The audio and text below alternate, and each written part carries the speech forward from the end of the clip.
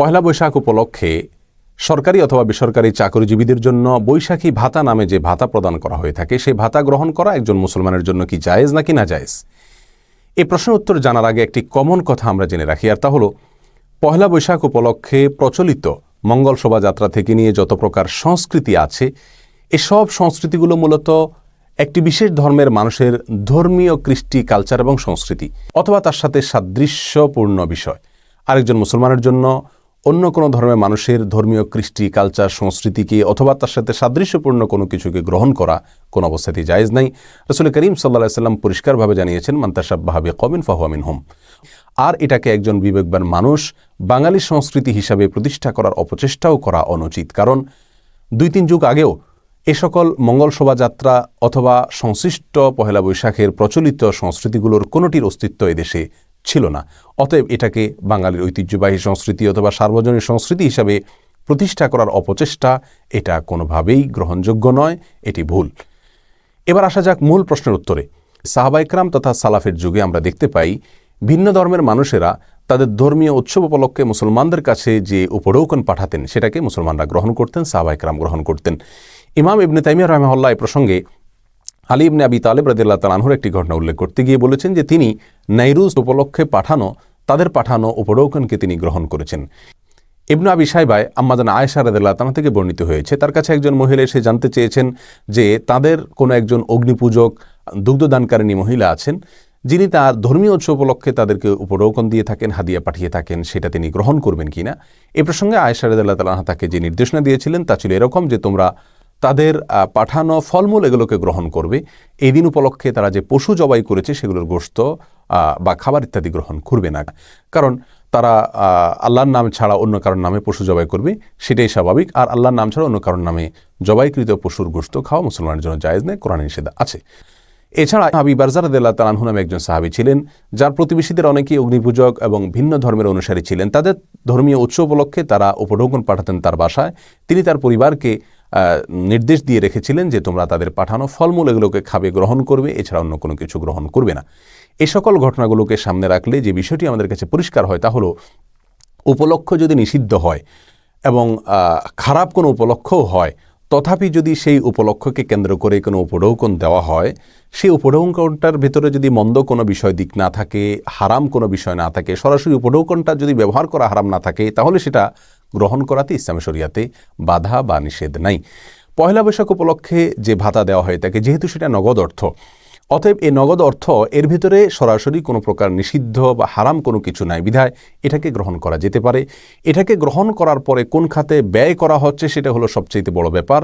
আর এটা গ্রহণ করার মাধ্যমে পয়লা বৈশাখ কেন্দ্রিক যে সকল অপসংস্কৃতি এবং ইসলাম বিরোধী কৃষ্টি, কালচার এবং সংস্কৃতি প্রচলিত আছে, সেগুলোর কোনো প্রকার সহায়তা হয় কিনা সেটা হলো বড় বিষয় এবং দেখার বিষয়।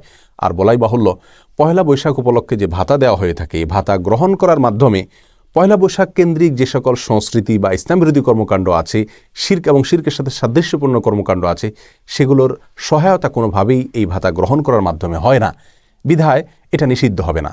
শুধুমাত্র যে বিষয়টি নিশ্চিত করতে হবে গ্রহীতাকে, সেটা হলো তিনি এই ভাতার টাকা দিয়ে মঙ্গল শোভাযাত্রা বা পয়লা বৈশাখ কেন্দ্রিক যত অন্যায় অথবা সাধারণ যত অন্যায় হতে পারে, সেগুলোর কোনো কাজে তিনি এই টাকা, এই ভাতা ব্যবহার করবেন না। এই বিষয়টি যদি নিশ্চিত করেন, এই ভাতা গ্রহণ করাতে ইসলামী শরিয়ার দৃষ্টিতে কোনো অসুবিধা নেই। আল্লাহ সুবহানাহু ওয়া তাআলা আমাদের সকলকে ইসলামী শরিয়াকে আমাদের জীবনের সকল ক্ষেত্রে মানা, বোঝা এবং গ্রহণ করার তৌফিক দান করুন। ভাই মাহদি হাসান, আপনি প্রশ্ন করেছেন দৈশিক ও ভূখণ্ড ভিত্তিক সংস্কৃতি জায়েজ এবং নাজায়েজ হওয়ার মাপকাঠি কি? কখন দৈশিক সংস্কৃতি উদযাপন করা জায়েজ এবং কখন নাজায়েজ, এ বিষয়ে এই সীমারেখা জানতে চাই। ভাই মাহদি, এ বিষয়ে মৌলিক কথা হলো, কোনো এলাকাতে, কোনো অঞ্চলে মানুষের বিশেষ কোনো কালচার বা সংস্কৃতি বা কোনো নিয়ম সিস্টেম চালু থাকতে পারে।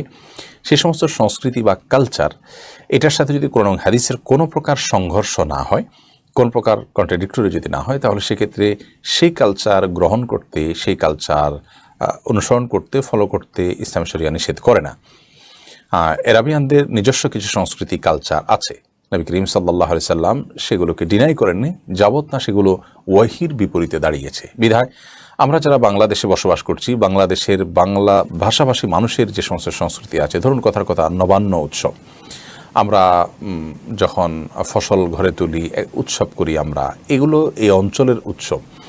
তো এই উৎসবগুলো এগুলোর সাথে কোনো হাদিসের কোনো সংঘর্ষ না, এটাকে কেউ ইবাদত মনে করে করছে না, এটাকে দিনের কাজ, ইসলামের কাজ, সবের কাজ মনে করে করছে না, বিধায় এটি করাতে কোনো অসুবিধা নেই।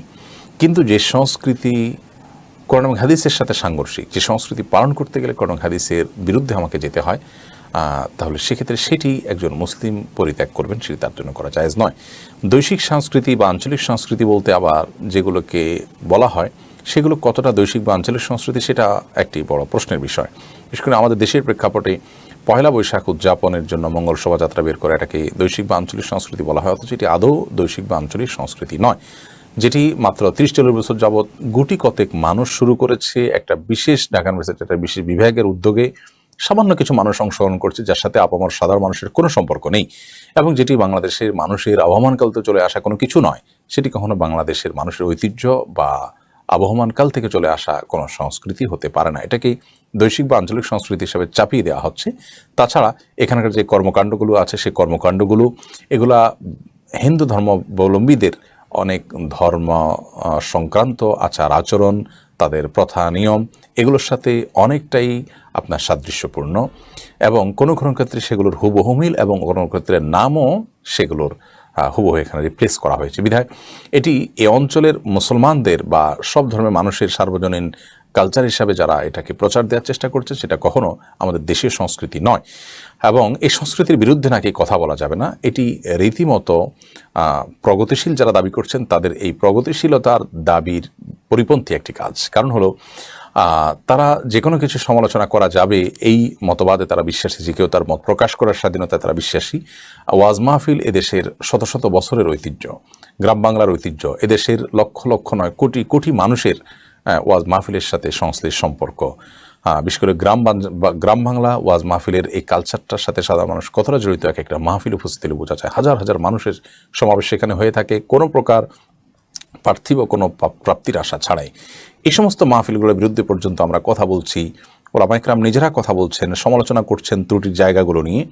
সেখানে পয়লা বৈশাখ নিয়ে সমালোচনা করা যাবে না, এটি মোটেও গ্রহণযোগ্য কোনো কথা নয়। বিধায় যেটি বলছিলাম যে বৈশ্বিক এবং আঞ্চলিক সংস্কৃতি হিসাবে আমরা সেই কাজগুলোকে, সেই সংস্কৃতিগুলোকে গ্রহণ করতে পারি যেগুলোর সাথে কোনো সংঘর্ষ নেই। আর বৈশ্বিক এবং আঞ্চলিক সংস্কৃতি হিসাবে যেগুলোকে চাপিয়ে দেওয়া হচ্ছে সেগুলো আদৌ বৈশ্বিক বা আঞ্চলিক কোনো সংস্কৃতি নয়, দেশের মানুষের অপর মানুষের সাথে সেগুলোর কোনো সম্পর্ক নেই, এবং সেগুলো সীমিত সংখ্যক গুটি কতেক মানুষ সমাজের সাধারণ মানুষের উপরে চাপিয়ে দিতে চেষ্টা করছে। গোটা মিডিয়ার সমস্ত আপনার সাইড সবগুলো মিলে একযোগে চেষ্টা করে যেখানে মাত্র কয়েকশো মানুষ জড়ো করতে পেরেছে, সেটা এদেশের মানুষের আপামর সাধারণ মানুষের কালচার বা সংস্কৃতি হতে পারে না। এদেশের মানুষ বৈশাখী ঝড়ে, কালবৈশাখীতে আল্লাহর নাম নেয়, আজান দেয়। সে দেশের মানুষের সংস্কৃতি এই বিভিন্ন আপনার পশু পাখির মুখোশ এগুলো পরে শোভাযাত্রা বের করে, মিছিল বের করে, র্যালি বের করে সেখান থেকে কল্যাণ কামনা করা নয়, এবং কল্যাণ বৈশাখের কাছে কামনা করে যে সমস্ত কবিতা বা পংক্তি আমরা শুনতে পাই সেগুলো ইসলামী ভাবাদর্শের সাথেও যায় না। মুসলমান কোনো অবস্থাতেই সমস্ত সংস্কৃতিতে গা ভাসাতে পারে না। আল্লাহ আমাদেরকে বোঝার তৌফিক দান।